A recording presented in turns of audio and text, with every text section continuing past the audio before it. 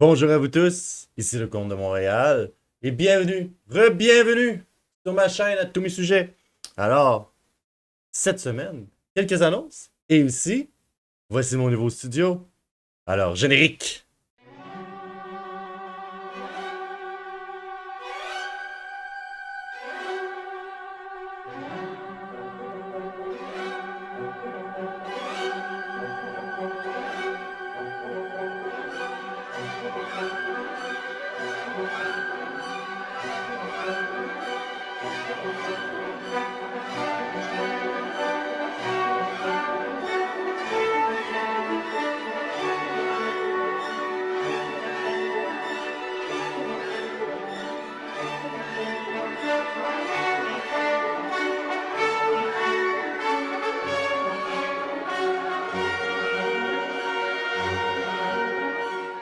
Donc, en gros, je viens de vous faire les quelques annonces. Je reprends enfin un peu plus les vidéos.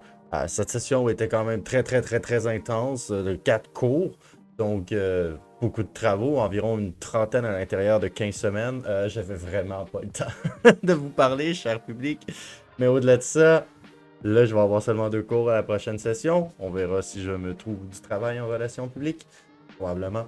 Mais au-delà de ça, je vais quand même essayer de vous faire le plus de contenu possible. Alors, aimez, surtout sur YouTube, sur Facebook et désormais, grande annonce, sur Twitch. Car oui, chers paysans citoyens, votre humble serviteur est beaucoup trop pauvre en termes d'abonnés sur YouTube et Facebook est quelque peu problématique. En ce sens où dès que je fais une vidéo sur Facebook, j'ai toujours ce qu'on appelle un strike the right. Donc éventuellement, ma chaîne va carrément se faire effacer sur la plateforme. Ça continue comme ça pour quelques petits moments. Il semble que le DCMU, c'est le DMCA, qui est en fait le Digital Millennium Copyright Act, qui est une loi qui permet en fait de justement utiliser la propriété intellectuelle lorsqu'on la modifie, qu'on la commente ou pour des raisons d'humour. Semble-t-il que Facebook n'a pas eu note de cette loi. Et donc, malgré leur grande volonté de vouloir avoir des personnes qui font du contenu pour leur plateforme, Facebook se torche complètement de défendre votre intérêt. En ce sens où le dernier vidéo que j'ai fait, me suis fait faire un genre de strike par une chaîne arabe. Alors que je diffusais France 24. France 24, de ce que j'en sache, n'a pas signé aucun pacte de droit au Canada avec aucune chaîne. Il n'y a pas de possession des droits de diffusion pour la campagne présidentielle. C'est une campagne présidentielle, c'est donc très public. C'est donc assez curieux et je les contacte et sont comme ah mais faut que vous remplissiez tel autre truc, je leur remplis leur truc. Ça leur prend 1000 ans de me répliquer puis ils sont pas capables de faire une affaire aussi simple que juste aller voir la vidéo. Ils se rendent compte que je me suis fait automatiquement striker par des robots. Bref, on va laisser tomber cette plateforme-là, on va aller vers une plateforme un peu plus flexible qui défend quand même partiellement ses créateurs, qui est Twitch. Et éventuellement, je vais pouvoir faire des lives sur YouTube, mais ça me prend 1000 abonnés. Donc, c'est ça pourquoi, vous, chers paysans citoyens, j'ai besoin de toi. Va t'abonner, va aimer, partage cette vidéo, parle de moi. C'était le vendredi de Pâques, prochaine fête. C'est quoi la fête des mères? Alors, je veux que tu dises à ta mère, va t'abonner et va t'abonner au Le Comte de Montréal et aime sa page. Alors, voilà, c'est un engagement que je vous donne. Donc, voici un peu mon horaire que je vous ai prévu. Donc, les lundis, on va essayer de faire un moment relations publiques et communication malhabile. Ou communication habile, tout dépend bien évidemment. Où je vais revenir sur une situation de la dernière semaine au dernier mois, où je vais analyser les différents articles médiatiques avec vous et ensuite tenter de soit élaborer une campagne ou soit comprendre la campagne de communication qui sera établie à la suite de l'événement et de l'enjeu. Comme vous savez, je suis finissant à McGill en relations publiques, donc je crois que vous serez très intéressé par ce genre de contenu qui ne sera pas tout simplement sorti de mon chapeau et de nulle part pour une fois, mais réellement de connaissances bien établies. Le mercredi ou le jeudi, j'essaierai toujours de faire une vidéo vraiment sur l'actualité, sur la politique, sur un enjeu en particulier qui n'est pas relatif aux relations publiques, mais bien à la société, un enjeu sociétal, quelque chose dans l'enjeu international. Prenons par exemple des choses comme le troisième lien. Donc, aller regarder les possibilités alternatives, ou qui sait peut-être même parler quelque peu avec des gens de l'opposition et des scientifiques, essayer d'inventer une alternative possible. Comme moi, le troisième lien, j'ai la croyance très personnelle, et je ne comprends pas pourquoi ce n'est pas un métro. Il y a quelqu'un qui va devoir m'expliquer un jour pourquoi on ne fait pas un métro dans une ville aussi grande que Québec. Il y a la guerre en Ukraine, où il y a plein de choses à dire. Vous pouvez voir, j'ai certains livres quand même assez pertinents à l'arrière de moi. La guerre de la puce, ou encore La guerre, tout simplement de la guerre de Karl von Clausewitz. Donc, qui était Karl von Clausewitz, était un général prussien, la Prusse qui était l'Allemagne, qui a combattu notamment Napoléon. Et donc, durant tous les moments de la guerre de Napoléon, il a su apprendre énormément de choses et il a écrit cet important écrit sur la guerre moderne, qui, jusqu'à environ peut-être la guerre du Koweït, environ peut-être la guerre d'Afghanistan, était extrêmement pertinent. Désormais, les règles de la guerre sont tranquillement en train de changer pour aller un peu plus justement vers la guerre de la puce. Nous en reviendrons. Bien évidemment, en tant que noble, vous comprendrez que la guerre est quelque chose qui m'inspire énormément. Et surtout avec la présence... Merde, ma caméra est inversée. La présence de l'empereur. Vive l'empereur. Et donc, voilà, je vous annonce la chaîne Twitch. Allez la liker, allez vous abonner aussi. Je vais essayer de faire des lives les vendredis ou les samedis, tout dépendant quelle journée ça me tente de sortir et quelle journée j'ai envie de rester. C'est rare que j'ai envie de sortir les 2 jours, donc, mais j'aime bien voir des gens ou parler ou interagir, en fait, la soirée du week-end. Et je crois que vous êtes nombreux aussi à pouvoir venir interagir, parler d'actualité, parler de communication, parler de politique, parler de société en général. Ce sera aussi un certain moment culture, donc je vais essayer de vous faire des diffusions de films historiques où j'hésiterai pas à faire des pauses parfois pour vous apprendre sur l'histoire. Donc, oui, bien évidemment, je n'ai pas de crédit en histoire à l'université, mais sachez que votre humble serviteur est extrêmement féru de ce domaine. Et à la différence de certains historiens, je cherche à du moins avoir une bonne base à toutes les époques, car la plupart des historiens, et même je vous dirais que d'aujourd'hui c'est la norme, un historien se spécialise selon une époque et selon certains enjeux, selon certains royaumes, certaines régions. Donc, vous avez comme les médiévistes, vous avez les modernistes, vous aviez même des spécialistes du Kremlin à l'époque de la guerre froide, ce qui est assez curieux, des créminologues, ça s'appelait. Assez incroyable quand même. On va regarder des films, on va regarder sinon des entrevues. Il y a vraiment beaucoup de reportages super intéressants que j'adorais vous faire découvrir. Et donc, dernière annonce, cette semaine, mercredi en après-midi, je serai sur Twitch et j'essaierai d'être sur Facebook en même temps pour la diffusion du débat français, en fait. C'est le très important débat du deuxième tour entre Marine Le Pen et Emmanuel Macron. Donc, on va regarder s'il n'y a pas encore une fois un massacre qui se produit, ce qui va probablement arriver vu la très catastrophique, mauvaise idée et un peu bizarre conférence de presse mal préparée de Marine Le Pen lundi passé sur notamment les enjeux internationaux où elle s'est même trompée. C'est quand même incroyable de voir quelqu'un qui a 4 à 5 ans pour se préparer. Elle est mieux préparée qu'elle l'était, mais elle a encore, je trouve, tellement de choses à travailler. Et c'est assez incroyable, en fait, de voir quelqu'un qui ne maîtrise pas tous ses dossiers sous le bout de ses mains au bout de plus de 30 à 40 ans de politique. C'est assez bizarre. Donc, en fait, on est rendu le moment Will Smith. J'avais réalisé que je n'avais pas fait ma moustache. Excusez mon manque de raffinement, cher paysan citoyen. Donc, Will Smith. J'ai trouvé que c'était un cas extrêmement intéressant. Bon, je sais, c'est un peu daté, en théorie. Mais je voulais être certain qu'il n'y allait pas avoir de nouveaux développements avant de vous en parler. Donc, on va revenir un petit peu sur les événements. Comme vous savez, à moins que vous viviez sur une roche, lors des événements des Oscars, Will Smith a monté sur scène suite à une certaine colère, suite à une blague qui n'était point si méchante de Chris Rock, qui riait de sa femme et de sa maladie. Et qui d'ailleurs, pour moi, était une blague même affectueuse, gentille, qui ouvrait la porte à pouvoir parler de l'enjeu.